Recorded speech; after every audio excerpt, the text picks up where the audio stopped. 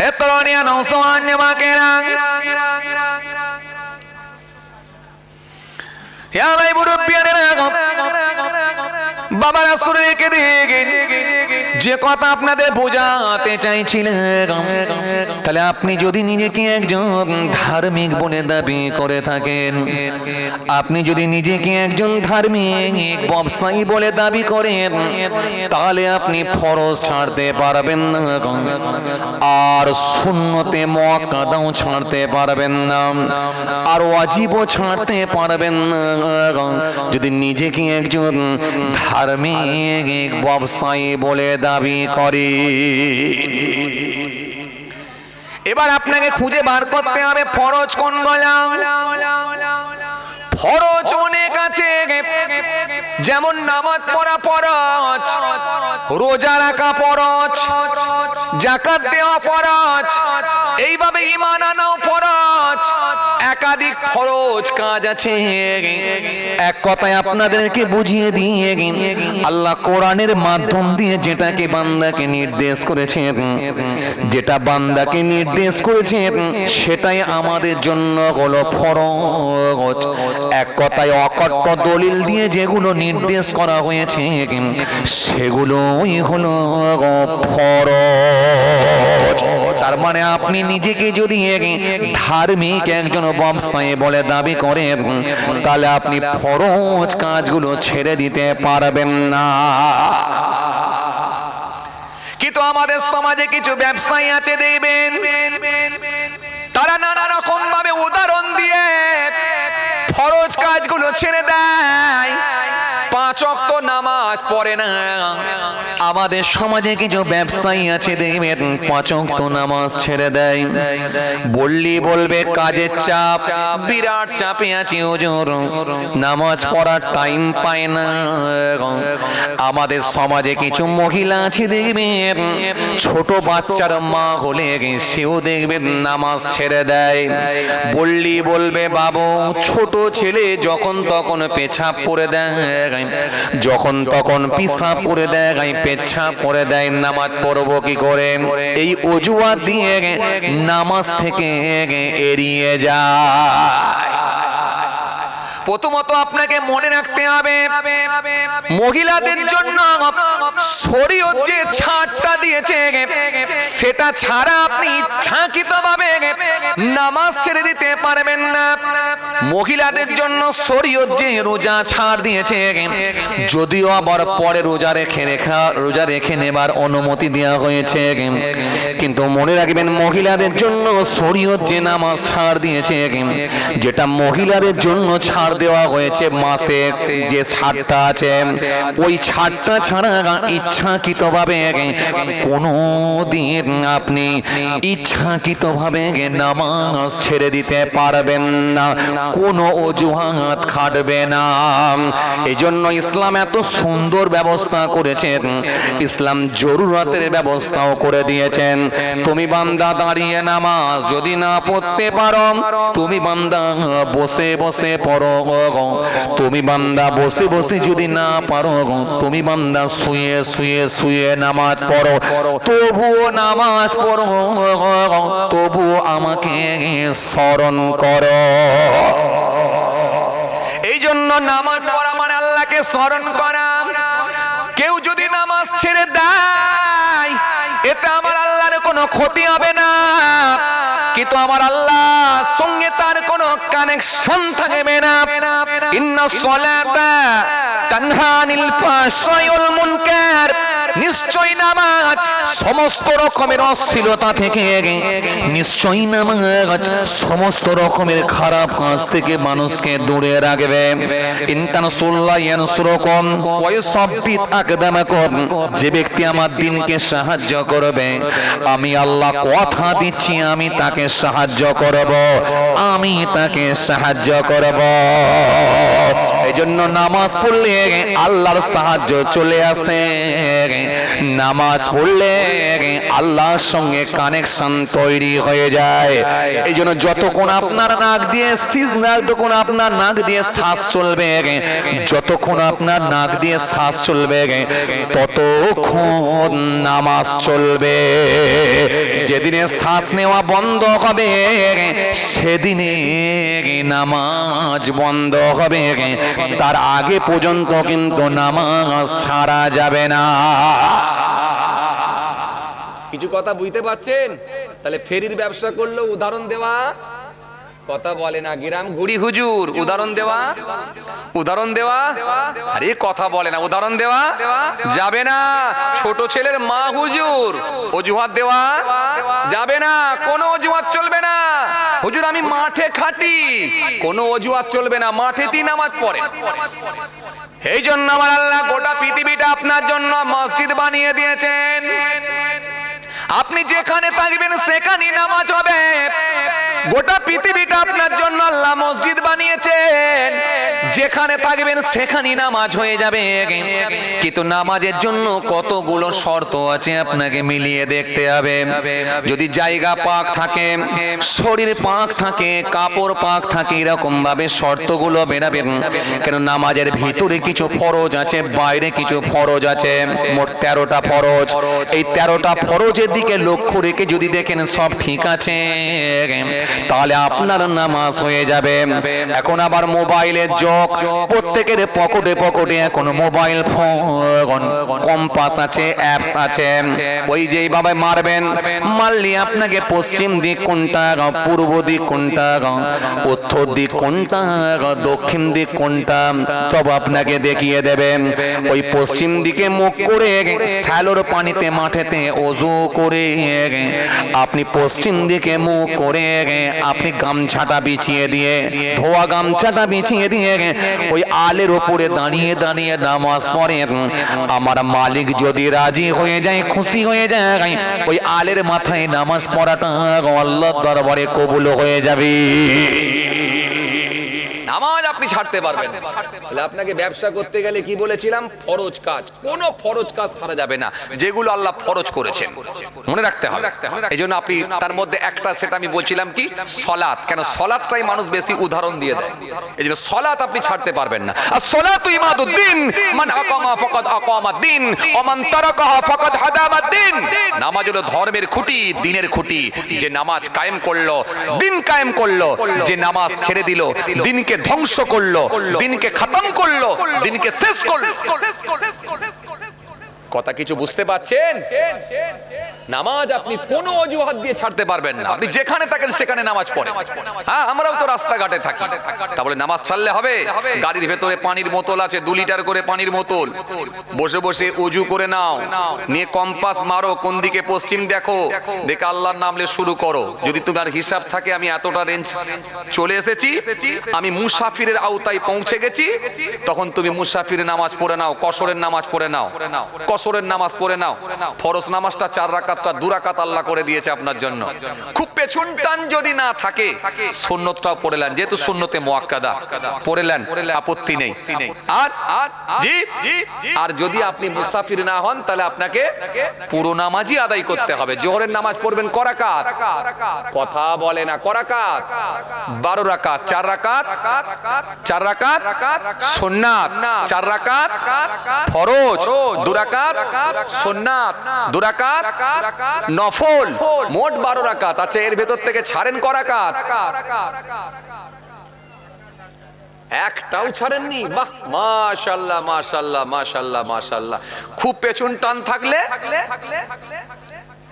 খুব পেছন টান থাকলে একেবারে অটো আসার টাইম হয়ে গেছে, কি টোটো দাঁড়িয়ে আছে, কথা বলে না। আরে বুঝেন, অটো টোটো বোঝেন তো নাকি? আরে বাবা, অটো চাস্তো ভাই টোটো, বুঝেন না? কি বিপদে পড়েছি আল্লাহ।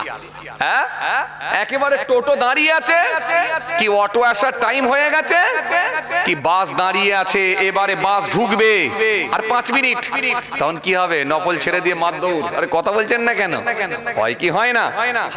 খুব তাড়াতাড়ি থাকলে হয়তো অনেক সময় ছেড়ে দেওয়া হয়, তবে চেষ্টা করবে করবেন এটাও পড়ার। কেন? আল্লাহ রাজি হয়, খুশি হয়। এই নফলটাকে আর মুস্তাহাবটাকে আল্লাহ ইচ্ছা করলে অ্যাডিশনাল হিসাবেও কাজে লাগিয়ে দিতে পারে। আল্লাহ ইচ্ছা করলে লাগাতে পারে। কিয়ামতের ময়দানে একটা নেকির জন্য মানুষ পেরেশান হয়ে যাবে। আর আপনি ওই যে রাতের অন্ধকারে শুয়ে শুয়ে বিছানায় শুয়ে আছেন, কিছু কাজ নাই, মাথার গোড়ায় একটা তসবিহ ছিল, তসবিহটাকে নিয়ে এইভাবে কিছুবার টেনেছেন, সুবহানাল্লাহ, আলহামদুলিল্লাহ বা আল্লাহু আকবার, এই আল্লাহর নামে তাসবিহগুলো পড়ছেন।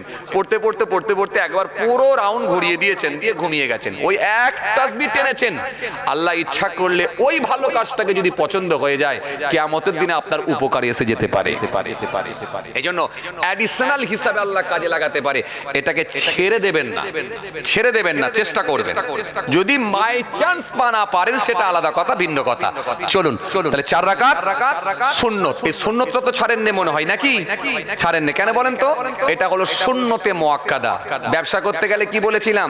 ফরজ আদায় করবেন, আর সুন্নতে কথা বলে না, কি বলেছিলাম? সুন্নতে মুআক্কাদা, এটাও ছেড়ে দেবেন না, এটাও আদায় করবেন। এই যে 4 রাকাত সুন্নতটা আগে পড়েছেন, 4 রাকাত ফরজ পড়েছেন, তারপরে 2 রাকাত সুন্নাত পড়েছেন, ফের 2 রাকাত নফল পড়েছেন, ব্যাস এই 12 রাকাত নামাজ হয়ে গেল। আসরের নামাজ পড়েন ক রাকাত?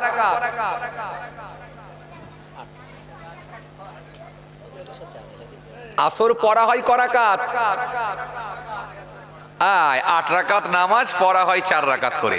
এই 4 রাকাতটা ছেড়ে দেওয়া হয় কেন? এটা হলো সুন্নতে গায়ের মুআক্কাদা, ছেড়ে দিলে গুনাহ হয় না। জি, নবী পড়েওছেন, ছেড়েওছেন, তাই আমরা যদি ছেড়ে দিই গুনাহ হবে না, আর পড়ে নিলেও আল্লাহ নেকি দেবে, সব থেকে বঞ্চিত করবে না। তবে অতটা চাপ নেই, যদি ছেড়ে দেওয়া হয় গুনাহ হয় না। কিন্তু নামাজ 8 রাকাত ছেড়ে দিলে গুনাহ হয় না, এটা গায়ের মুআক্কাদা। কিন্তু ব্যবসা করতে গেলে কি বলেছিলাম? সুন্নতে মুআক্কাদা ছাড়া যাবে না। গায়ের মুআক্কাদা যদি ছেড়ে দেন সেটা আলাদা কথা, যদি পড়েন আলহামদুলিল্লাহ নেকি হবে, সওয়াব হবে, সওয়াবের হকদার হবেন ইনশাআল্লাহ। তাহলে আসরের নামাজ 8 রাকাত, মাগরিবের নামাজ কথা বলে না ক রাকাত? 7 রাকাত, 3 রাকাত ফরজ, 2 রাকাত সুন্নত, 2 রাকাত নফল। এই হলো 7 রাকাত। এর ভেতরে কোনটা ছাড়েন? ছাড়লে ওই নফলটাই হুজুর, না হলে ছাড়ি না। আর আলহামদুলিল্লাহ বেশিরভাগ সব পড়াই হয়, কথা ঠিক কি না? আলহামদুলিল্লাহ মাগরিব হয়ে গেল। আচ্ছা, এশার নামাজ ক রাকাত? জোরে বলো। 17 রাকাত, 4 রাকাত সুন্নত, 4 রাকাত ফরজ, 2 রাকাত সুন্নত, 2 রাকাত নফল, 3 রাকাত বেতের, 2 রাকাত নফল। ক রাকাত হলো? 17 রাকাত। পড়া হয় ক রাকাত? 17ই। বাহ, মাশাআল্লাহ মাশাআল্লাহ মাশাআল্লাহ, ভেরি গুড। আমার ভাই বলেছে 17 রাকাতই পড়া হয়, আলহামদুলিল্লাহ। বলেন বাবাজিরা, কিছু মাইনাস হয় নাকি এ থেকে? অনেকে 13 রাকাতও পড়ে। হ্যাঁ, এই যে 13 রাকাত পড়ে কেন? এই 4 রাকাতটা হলো সুন্নতে গায়ের মুআক্কাদা, এই চাপ নেয় না, এই জন্য গায়ের মুআক্কাদা বলে ছেড়ে দেয়। কিন্তু ব্যবসা করতে গেলে কি বলেছিলাম? আপনি সুন্নতে মুআক্কাদা ছাড়তে পারবেন না। গায়ের মুআক্কাদা কিন্তু আমি বলিনি, সুন্নতে মুআক্কাদা বলেছিলাম। তাহলে সুন্নতে মুআক্কাদা পড়ছেন, গায়ের মুআক্কাদা গুলো আপনি ছেড়ে দেন, তবে পড়লে নাকি হবে, কথা বোঝা গেল? এরপরে ফরজ, তারপরে সুন্নত, 2 রাকাত সুন্নত, 2 রাকাত নফল, তারপরে 3 রাকাত বেতের। এই বেতেরটা কি? বেতেরটা হলো ওয়াজিব। এই যে ব্যবসা করতে গেলে কি বলেছিলাম? ওয়াজিব ছাড়তে পারবেন না। রাতের বেলা আপনি ওয়াজিব নামাজ আদায় করলেন, বেতের নামাজ রাতের বেলা পড়েছেন, 4 রাকাত সুন্নাত, 4 রাকাত ফরজ, 2 রাকাত সুন্নাত, 2 রাকাত নফল, 3 রাকাত বেতের, 2 রাকাত নফল, 12 রাকাত 17 রাকাত নামাজ আপনি আদায় করেছেন। রাতে আপনি বেতের নামাজ আদায় করেছেন, ওয়াজিব আদায় করেছেন। সকালবেলা ফজরের নামাজ পড়ে রাস্তা দিয়ে যখন হেঁটে হেঁটে যাচ্ছেন, হঠাৎ করে দেখা যায় এক চাচার সঙ্গে আপনার দেখা হয়ে গেছে, যেমনি চাচার সঙ্গে দেখা হয়ে গেছে, চাচা আপনাকে দেখে সালাম দিল আসসালামু আলাইকুম, কিন্তু আপনি রেগে গেলেন। রেগে গিয়ে আপনার মনে মনে হলো সেদিনে চাচার দোকানে যখন চা খেতে গিয়েছিলাম 12 টাকা বিল হয়েছিল, আমি 2 টাকা নিতে বারণ করেছিলাম, আমার কথা শোনে না, কত কথা কাটাকাটি হলো, আর আজকে আবার আমাকে সালাম দিচ্ছে, আমি তো সালামের উত্তর দেবো না। মুখটা ঘুরিয়ে চলে গেলেন। যেই মুখটা ঘুরিয়ে গেলেন রাতের ওয়াজিব আদায় করলেন, আর সকালের ওয়াজিব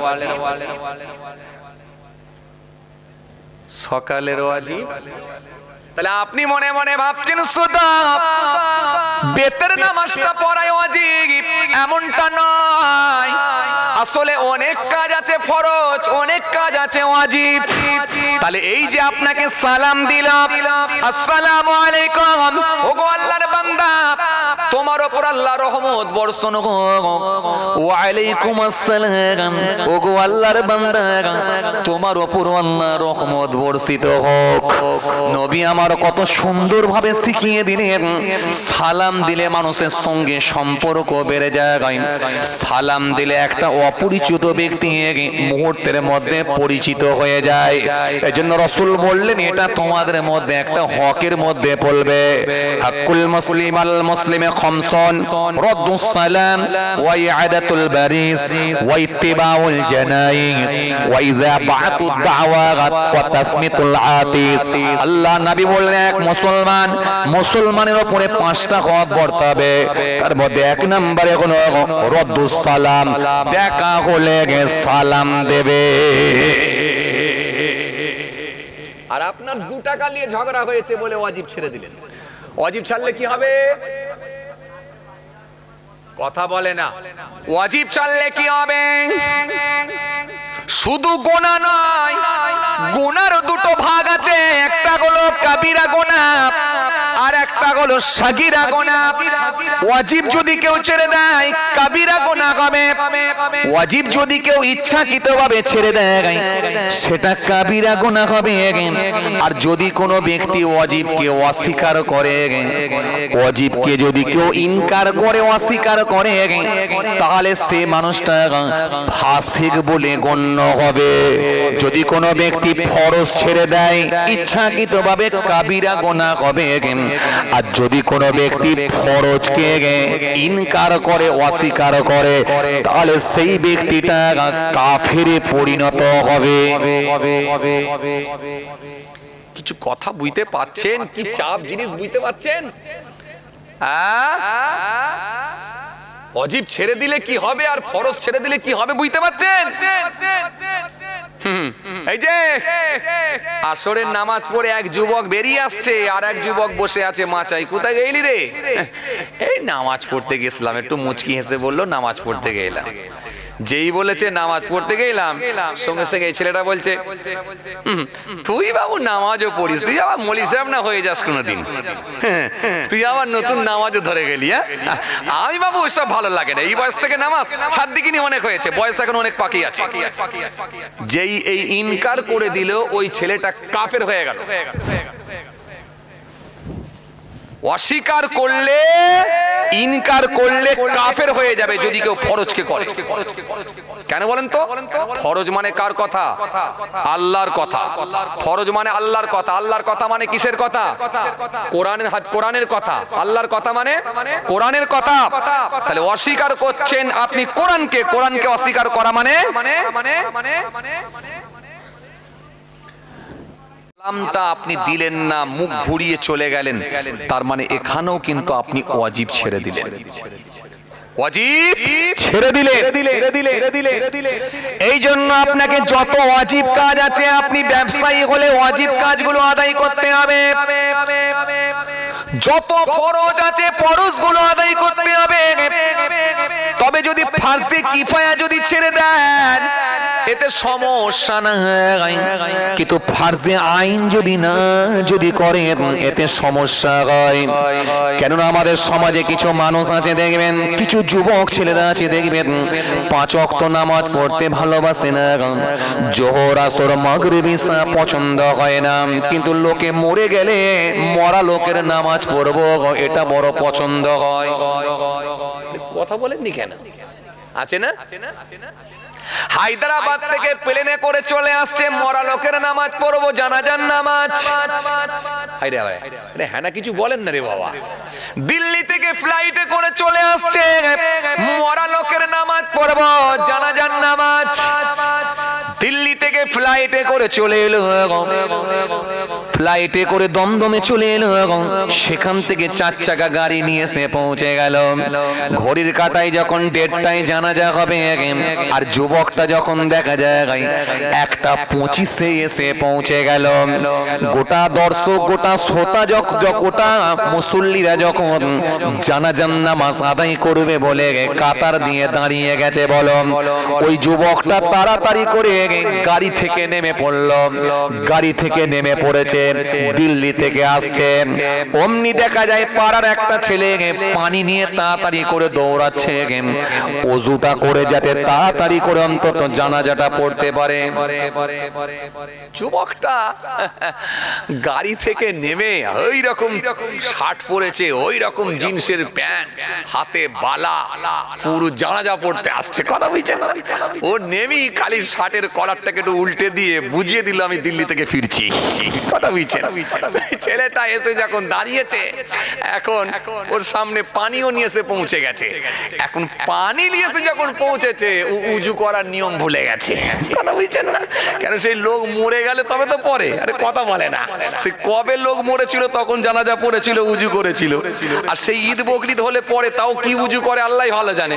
আবার মরা লোকের ফের উজু করতে গেছে, এখন উজু ভুলে গেছে। এখন পাড়ার এক চাচা, মুসল্লি চাচা বলে, সর্বনাশ করেছি, তো উজু করতে গিয়ে কিন্তু করছে, মানে ভুলে গেছে। তখন এসে ওকে বলছে, কোচি আগে হাত দুটো ভালো করে এই কবজি পর্যন্ত ধুয়ে তারপরে কুল্লি করো, 3 বার কুল্লি করো, গড়গড়ের সহিত কুল্লি করো, নাকে পানি দাও, নরম অংশ পর্যন্ত পানি দাও, যতটা দিলে পারো দাও না, চাপ নেই, নাকে দাও। তারপরে মুখটাকে ভালো করে ধোও, তারপরে 2 হাতের কুনুই পর্যন্ত ভালো করে ধুয়ে নাও। তারপরে কি করবে, মাথা মাসা করো, তারপরে পায়ের গিরাটা ধুয়ে নাও। ধুয়ে ওকে দাঁড় করিয়ে দিয়ে বলছে, চলে যাও, এবারে তুমি দাঁড়িয়ে যাও, এবারে জানাজা পড়ে নাও। ব্যাস, ও ছেলেটা তখন উজু করে নামাজে দাঁড়িয়ে গেল। আসলে কিন্তু উজুর ফরজ কটা, উজুর মুস্তাহাব কোনগুলো, উজুর সুন্নত কোনগুলো, কিছুই জানে না, কিছুই জানে না। এই জন্য সব আপনাকে আমি বলেছিলাম কি, ব্যবসা করলে সব ফরজ আপনাকে আদায় করতে হবে। এই জন্য উজুর ফরজ কটা, জোরে বলেন। 4টে ফরজ। তায়াম্মুমের ফরজ কটা? জীবনে তায়াম্মুম মনে হয় করেননি। জীবনে তায়াম্মুম করেছেন? করেননি। হুজুর করিনি যখন আর ফরজ বলবো কি করে? কথা ঠিক যে কথা ঠিক না। তায়াম্মুমের ফরজও তো শিখে রাখতে হবে। আপনি যে জায়গায় পানি আছে উজু করতে যাচ্ছেন, সেখানে একটা বাঘ বসে আছে, কি করবেন? কি করবেন? তায়াম্মুম করবেন। হ্যাঁ, যেখানে আপনি ওযু করতে যাচ্ছেন, পানির জায়গা, কূপ বা কুয়া বা টিউবওয়েল যেখানে আছে, একটা বাঘ বসে আছে দূর থেকে দেখতে পাচ্ছেন, বা সিংহ বসে আছে দেখতে পাচ্ছেন, পানির কাছে যেতে পারবেন আপনি? তখন আপনার জন্য তায়াম্মুম ফরজ হয়ে যাবে। আপনি এমন অসুস্থ হয়ে পড়েছেন, পানি আপনার শরীরে লাগানো যাবে না, ডাক্তার বারণ করেছে, তখন আপনার জন্য তায়াম্মুম ফরজ হয়ে যাবে। কেন? পানি আপনি ব্যবহার করলে আপনার রোগ বৃদ্ধি পেতে পারে, বেড়ে যেতে পারে, তখন আপনার জন্য তায়াম্মুম ফরজ হবে। তায়াম্মুমের ফরজ কটা? 3টা। কি কি? 1 নিয়ত করা, 2 মুখমণ্ডল ভালো করে উত্তম রূপে মাসা করা, 3 2 হাতের কুনুই পর্যন্ত মাসা করা। এই 3টে ফরজ তায়াম্মুমের। এবারে কোন কোন জিনিসে তায়াম্মুম হবে সব একদিনে শিখিয়ে লাভ নেই। কি বলেন ভাই? কথা বলে না, এটা কিছু বলেন না রে বাবা। হ্যাঁ, বলেন যে শোনেন। এই জন্য কি বলছিলাম, শিক্ষামূলক আলোচনার খুব দরকার। এই জন্য আপনাকে বুঝে নিতে হবে, কেন অনেক কিছু আপনি শিখতে পারবেন। কথা বুঝে আসছে? এই তায়াম্মুমের ফরজ হলো 3টা, আর ওযুর ফরজ হলো 4টা। 1 নম্বরে হাতের কোনুই পর্যন্ত ধৌত করা, না কবজি? কোনটা? কবজি। আচ্ছা ঠিক আছে। 1 নম্বরে হাতের কবজি পর্যন্ত ধৌত করা, 2 নম্বরে নাক ধোয়া, আচ্ছা 3 নম্বরে মাথা মাসা করা, বাহ ভালো বলছে তো। 4 নম্বরে পায়ের কোণে পর্যন্ত ধৌত করা, আর 5 নম্বরে আর এই হাতের কোণে পর্যন্ত ধোবেন না, তাহলে 5 নম্বর হলো।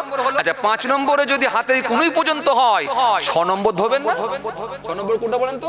কুল্লিটা করবেন না? তাহলে 6 নম্বর হলো। কথা বলে না। 6 নম্বর হলো, কটা হলো?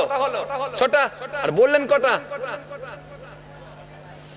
এই চাপ বলেন দেখিনি, সমস্যা খুব। সেদিনে এক জায়গায় এই ওয়াজ করতে গেছি, এক লোক 9টা শুনিয়েছে। আমি বললাম ভাই 10টার উপরে আর যাবেন না, আমি আবার টানতে পারবো না, কেন আমাকে টেনে বুঝাতে হবে তো। শোনেন, আপনাকে বলেছিলাম ফরজ ছাড়বেন না, কি তাই? ব্যবসা করতে গেলে মনে আছে আপনার? মনে আছে? ওজুর ফরজ হলো 4টা, কিন্তু এর ভেতরে কিছু সুন্নত ঢুকে গেছে, কিছু মুস্তাহাব ঢুকে গেছে, যার কারণে একটু লম্বা হয়ে গেছে। আর আপনি সব পাইলে চালাচ্ছেন তো ধরতে পারেননি কোনটা কি। এই 4টে খালি শুনে শুনে শিখে গেছেন, কিন্তু কোনটা আসলে ফরজ আর কোনটা সুন্নত, কোনটা মুস্তাহাব সেগুলো জানেননি। শোনেন, ওজুর ফরজ হলো 4টে। এক, ইযা, যখন ইচ্ছা করবে, ইলা সলাহ, নামাজের জন্য, ফাগসিলু, ধৌত করো, উজুহাকুম, মুখমণ্ডল। কটা হলো? কথা বলে কটা হলো? উত্তর দিতে পারছে না। কটা হলো?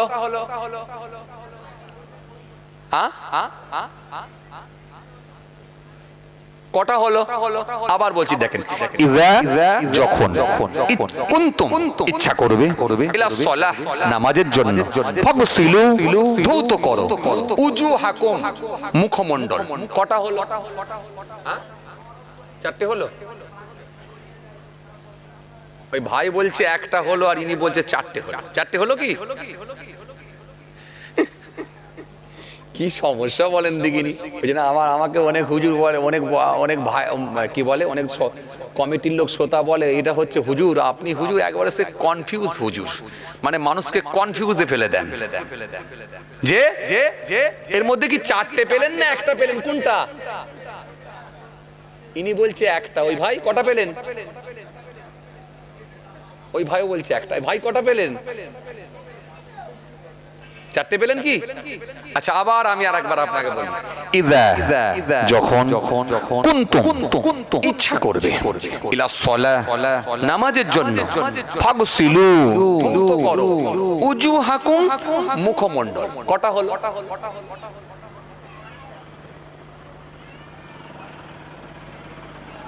সমস্যা। হ্যাঁ, একটা। চাচা বলছে একটা। বাবা আমি তো আপনাকে কি বললাম, যখন নামাজের জন্য তোমরা ইচ্ছা করবে মুখমণ্ডল ধৌত করো, তাহলে নামাজের জন্য ইচ্ছা করবে এটাকে আপনি একটা ধরছেন কেন? মুখমণ্ডল ধৌত করো, এটাই তো একটা। নামাজের জন্য, এই কাজের জন্য কি করব? কাজের জন্য মুখটা ফাঁস দেবো, এটা হলো একটা। তাহলে মুখ ধোয়াটা একটা। বুঝে গেল কথা? বুঝে গেছে। আচ্ছা এবারে দেখেন, তাহলে যখন তোমরা নামাজের ইচ্ছা করবে মুখমণ্ডল ধৌত করো, ফাগসিলু উজুহাকুম ওয়া আইদিয়াকুম, তোমাদের হাত ইলাল মারাফিক, কোনই পর্যন্ত, টাকনা পর্যন্ত ধৌত করো। কটা হলো? কটা হলো? যা বাবা কথা বলে না। কটা হলো? 2টো হলো। ওয়াইদিয়াকুম ইলাল মারাফিক, ওয়ামসাউ, মাসা করো, বিরুসিকুম, মাথা, তাহলে মাথা মাসা করো। কটা হলো? 3টে হলো। ওয়ারজুলাকুম, পা, ইলাল কাবাইন, টাকনা পর্যন্ত, গোড়ালি পর্যন্ত, তাহলে পায়ের গোড়ালি পর্যন্ত ধৌত করো। কটা হলো? 4টে। তাহলে এই হলো 4টে ফরজ। বুঝা গেল ভাই? তাহলে আপনি নাক ধোয়া, কান ধোয়া যেগুলো বলছিলেন, কথা বলে না, বলছিলেন না, বলেননি? হ্যাঁ, এর ভেতরে এবারে কিছু সুন্নত ঢুকে আছে, কিছু মুস্তাহাব ঢুকে আছে। আর সুন্নত মুস্তাহাব ছাড়বেন না, কাজে লাগবে। কেমন? এই যে মাথাটা মাসা করলেন, এই মাথা মাসাটা ফরজ। যখন মাথা মাসা করছেন কেমন করে করছেন?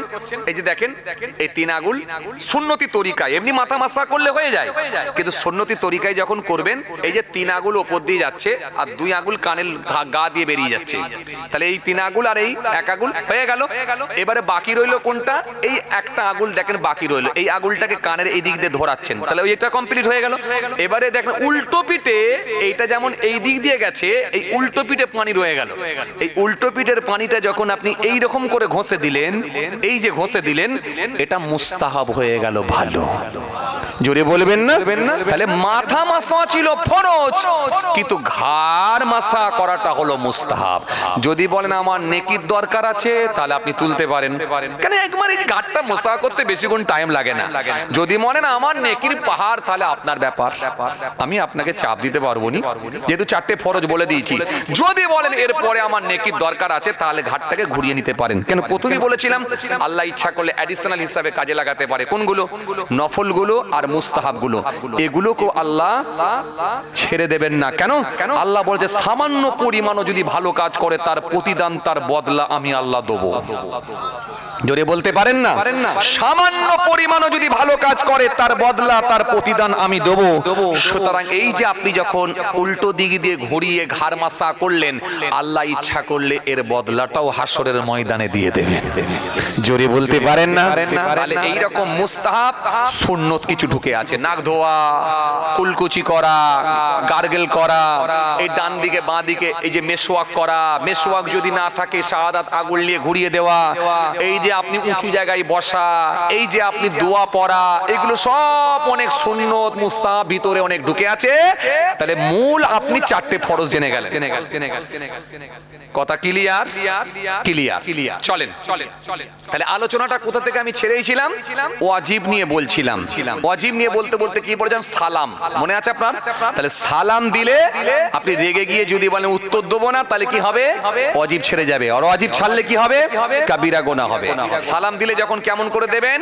আসসালামু আলাইকুম।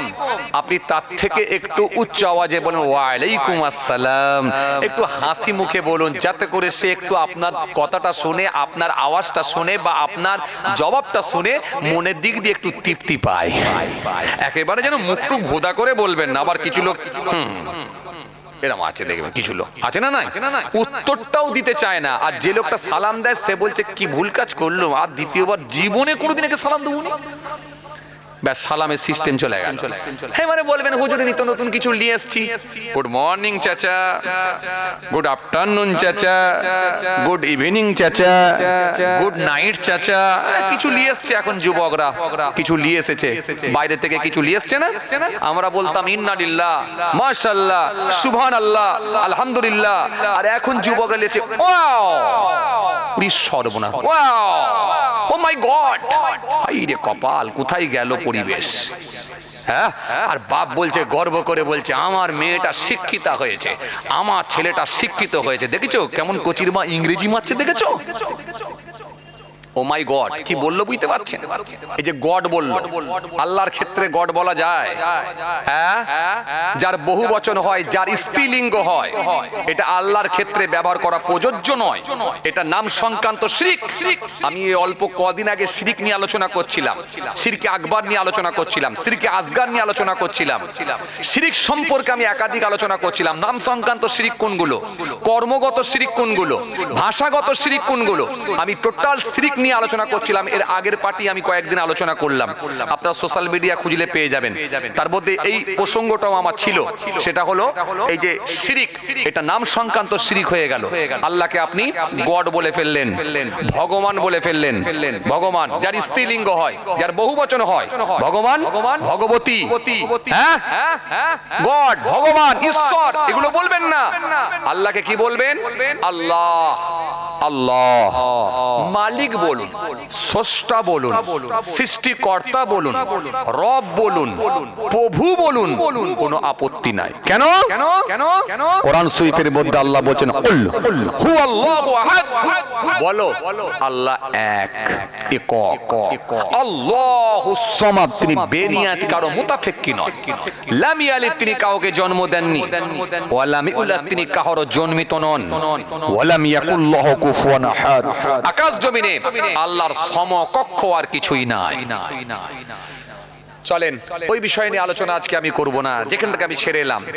চলুন আবার আমি পিছিয়ে চলে এলাম। কি নিয়ে বলছিলাম যেন? হ্যাঁ, এই ওয়াজিব নিয়ে বলছিলাম। তার মধ্যে সালাম, রদ্দুস সালাম, সালাম দেবেন। এই যেন গুড মর্নিং দিয়ে ছেড়ে দেবেন না। গুড মর্নিং দিলে কোনো উপকার হবে না। এমন একটা জায়গায় এসে যাবে, মার খেতে হবে তখন। চাচা ফজরের নামাজ পড়ে বেরিয়ে এসেছে, আর চাচার কাছে খবর গেছে যে চাচার পুকুরের মাছ চুরি হয়ে গেছে। মাথা গরম না? এমনি হাতে যে লাঠিটা ধরে ধরে যাচ্ছিল, সে লাঠিটাকে চাগিয়ে তুলে নিয়েছে, মানে রেগে একেবারে ফুল গরম হয়ে আছে, পুরো ফেট আপ হয়ে গেছে। মানে ওই অপরাধীকে পেলেই লাঠির বাড়ি মারবো। আর ঘাড়ে যে গামছাটা ছিল মাথায় বেঁধে নিয়েছে। একটা ছোট ছেলে তখন চাচাকে দেখে বলছে, চাচা গুড মর্নিং। চাচা রেগে যাবে কি যাবে না? তখন বলছে, এই লাঠি দেখেছিস? আগেকারের চাচা গুড মর্নিং বুঝবে, এই লাঠি দেখেছিস? পিটিয়ে না অবস্থা খারাপ করে দেবে, এমনি মাথা গরম। আচ্ছা এবার আপনি বলেন তো, ওই চাচাকে যদি বলা হতো আসসালামু আলাইকুম চাচা, চাচা জবাব দিত কি দিত না? এই দিত কি দিত না? কথা বলেন, দিত কি দিত না? আরে মাছ চুরি তো দূরের কথা, আল্লাহ না করেন চাচা ছেলে মরে গেলেও সেখানেও যদি আপনি সালাম দেন, সেটাও কিন্তু ওয়ালাইকুম আসসালাম বলি জবাব দেবেন। কেন? সালাম দেওয়া তরিকা নবী শিখিয়েছে, সব জায়গায় চলে। মৌতা বাড়িতেও চলে, বিয়ে বাড়িতেও চলে, জলসা বাড়িতেও চলে, খানা বাড়িতেও চলে। যেখানে যাবেন সেখানে সালাম দিতে পারবেন। আর সালাম দিলে কি হয়? একটা অপরিচিত ব্যক্তির সঙ্গে আপনার মুহূর্তের মধ্যে পরিচিত হয়ে যায়। কি সুন্দর তরিকা। চলেন, এই জন্য ওয়াজিব বলা হলো, উত্তর দেওয়া, জবাব দেওয়াটা হলো ওয়াজিব। কেন? যদি না দাও তাহলে গুনাহ হবে। এইবারে বাবাজি আমার মায়েরা, জবাব দেওয়া যেমন ওয়াজিব, অনুরূপ ভাবে কুরবানি করা ওয়াজিব। অনুরূপ ভাবে হজ করতে গেলেও কিছু ওয়াজিব কাজ আছে। অনুরূপ ভাবে উমরা করতে গেলেও কিছু ওয়াজিব কাজ আছে। এই জন্য আপনি যদি খুঁজে খুঁজে খুঁজে খুঁজে বার করে দেখেন, ওয়াজিব অনেক কাজ আছে। কিন্তু আপনি যদি ব্যবসায়ী বলে নিজেকে দাবি করেন, ধার্মিক ব্যবসায়ী বলে দাবি করেন, তাহলে কোনো ওয়াজিব কাজ আপনি ছাড়তে পারবেন না। আপনি উমরা করতে গেছেন, উমরা করতে গেল ফরজ কটা? কথা বল, ফরজ কটা? এখানে কি উমরা করার লোক কেউ আছেন? আছেন না ভুলে গেছেন? যাক যাক যাক যাক, না থাকলেও অসুবিধা নেই, থাকলেও অসুবিধা নেই। খেয়াল করেন, উমরা করতে গেলেন, ফরজ কটা? ফরজ হলো দুটা। উমরা করতে গেলে ফরজ হবে দুটা, আর ওয়াজিব হবে সেটাও হবে দুটা। ফরজ কোনগুলো? কেন আপনাকে আমি বলেছি ব্যবসায়ী লোক হলে যত ফরজ কাজ আছে আপনি ছাড়তে পারবেন না। তার মানে আপনি ব্যবসায়ী হয়ে যদি উমরা করতে যান, তাও ফরজ আদায় করতে হবে। আপনি ব্যবসায়ী হয়ে যদি উমরা করতে যান, তাহলে আপনাকে ওয়াজিব আদায় করতে হবে। তার মানে আপনাকে এবারে জেনে রাখতে হবে, উমরা করতে গেলে ফরজ কটা? এক, উমরা যদি আপনাকে করতে যান, তাহলে ফরজ কোনটা? ফরজ হলো ইহরাম পরিধান করা, ইহরামের কাপড়টা পরে নেওয়া। দুটা থান আছে না কাপড়? কথা বলে না। একটা পরনে আর একটা গায়ে নিয়ম আছে, ওই সিস্টেমে জড়িয়ে নিতে হয়। মিকাত থেকে ওটা পরে নিতে হয়। আল্লাহ নিয়ে গেলেন গুনাহগারও। কিছুদিন আগে ছিলাম, আপনারা জানেন সোশ্যাল মিডিয়ায় সব এখন খবর হয়ে যায়। তো যাই হোক, সোশ্যাল মিডিয়ার যুগ। তো গিয়েছিলাম, আমার বলার উদ্দেশ্য এটাই যে আমরা যে কাফেলার মধ্যে ছিলাম, আমাদের ভেতরে আরো কয়েকজন, তারা আমাদের ফ্লাইটে জায়গা না হয়ে অন্য ফ্লাইটে করে তারা মক্কা শরীফে পৌঁছে গেল। এখন ভালো করে ওই যখন সেই শেখানো হয়, যখন সেই ট্রেনিং দেওয়া হয়, ট্রেনিং এ যায়নি নাকি না কোনো আলেম ওলামাদের সঙ্গে পরামর্শ করেনি, জানার চেষ্টা করেনি, আল্লাহ ভালো জানে। একেবারে ইহরামের পোশাক পরিধান না করে, ইহরাম না পরে, সেই প্যান্ট আর পাঞ্জাবি পরে পুরো হারাম শরীফে চলে গেল। কথা বুঝতে পারেননি? কথা কিছু বুঝতে পারছেন? যা বাবা বুঝতে পারেন। যে ঘরোয়া ড্রেসটা পরেছিল গো, প্যান্ট আর পাঞ্জাবি পরে পুরো মক্কা শরীফে পৌঁছে গেল, একেবারে হোটেলে হারাম শরীফে পৌঁছে গেল। কি হলো জানেন? কি কি হলো জানেন? আলেম ওলামারা তো থাকে কি থাকে না? বলে সর্বনাশ করেছে এই লোকটা কি আমাদের সঙ্গী? বলে হ্যাঁ আমাদের সঙ্গী। তো আমাদের ফ্লাইটে ছিল না? বলে না, এই ফ্লাইটে সিট হয়নি, তো অন্য ফ্লাইটে চেপেছিল। যা সর্বনাশ করেছে। বলেন কি? এ তো সেই নিজের ঘরোয়া ড্রেস পরে চলে এসছে এখানে। কি হবে? এখন ওকে দম দিতে হবে, তার মানে কুরবানি করতে হবে। সব হুজুররা আলেম ওলামা আমরা যারা ছিলাম মোটামুটি ভালো করে স্টাডি করে দেখে আরো ঘেঁটে ঘুটে বললাম আর কোনো উপায় নাই, 26,000 টাকা দিয়ে কুরবানি দিল। কথা বুঝতে পারছেন না? ঝাড়ের বাঁশ থাকবে না, ঘাড়ে এসে যাবে। নিয়ম না জানলে বাঁশ ঝাড়ে থাকবে না, ঘাড়ে। আর যদি বলেন আমি করব না, সেটা আপনার ব্যাপার। তাহলে ফরজ কটা? এক কি? ইহরামের পোশাক পরিধান করা। দ্বিতীয় নাম্বার ফরজ কাবা বাইতুল্লাহ শরীফে তওয়াফ করা। কাবা বাইতুল্লাহ শরীফ তওয়াফ করা। এক নম্বরে হলো ইহরামের পোশাক পরিধান করা। দ্বিতীয় নম্বরে হলো কাবা বাইতুল্লাহ তওয়াফ করা। হারাম শরীফের চত্বরে গিয়ে আল্লাহর কাবা বাইতুল্লাহ শরীফটা তওয়াফ করা। আল্লাহর কাবা বাইতুল্লাহ যখনই দেখবেন অমনি দোয়া পড়তে হয়, দুটো চোখ দিয়ে আপনার পানি ঝরতে থাকে। হাজরে আসওয়াদে চুমা দেয় আর কাবা বাইতুল্লাহ তওয়াফ করে। এই কাবা বাইতুল্লাহ তওয়াফ করাটাও হলো ফরজ। এরপরে কি? কাবা বাইতুল্লাহ শরীফ যখন তওয়াফ করা হয়ে যাবে, হয়ে যাবার পরে আপনাকে মনে রাখতে হবে ওই মাকামে ইব্রাহিমের সোজাসুজি দাঁড়িয়ে আর কাবা শরীফের দিকে মুখ করে 2 রাকাত নামাজ আপনাকে আদায় করতে হবে। 2 রাকাত নামাজ আদায় করতে হয়। একটু জমজম পানি খেয়ে নেয়। জমজম পানি খেয়ে নিয়ে ওই দিকের গেট দিয়ে বেরিয়ে আসে। ওই দিকের গেট দিয়ে বেরিয়ে এসে সোজা একেবারে সাফা পাহাড়ের দিকে অগ্রসর হয়। সাফা পাহাড়ের দিকে যখন যায় ওইখান থেকে কাবা বাইতুল্লাহর দিকে তাকায়, তাকিয়ে ঝরঝর করে কাঁদে। আর ওইখান থেকে দাঁড়িয়ে দোয়া পড়ে। একেবারে ওইখান থেকে দোয়া পড়ে। সাফা পাহাড়টা যখনই চোখে পড়ে ওই জায়গায় দাঁড়িয়ে দাঁড়িয়ে দোয়া পড়ে। দোয়া পড়ে সাফা থেকে মারওয়ার দিকে অগ্রসর হতে হয়। এই যে সাফা থেকে মারওয়া, মারওয়া থেকে সাফা, সাফা থেকে মারওয়া, মারওয়া থেকে সাফা, এটাকে 7 চক্র মারতে হয়। কেননা আমাদের নবী হযরত ইব্রাহিম খলিলুল্লাহ আপনাদের জানা আছে, যিনি হলেন জাতির পিতা হযরত ইব্রাহিম খলিলুল্লাহ।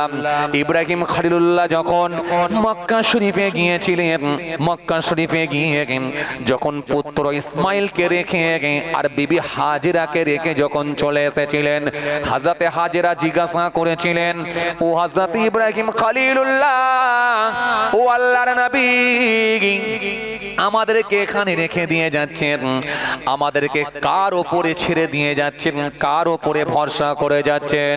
হযরত ইব্রাহিম খলিলুল্লাহ বলেছিলেন, ও বিবি হাজেরা, চিন্তা করো না বিবি, তোমাদেরকে আমি আল্লাহর ভরসায় রেখে যাচ্ছি।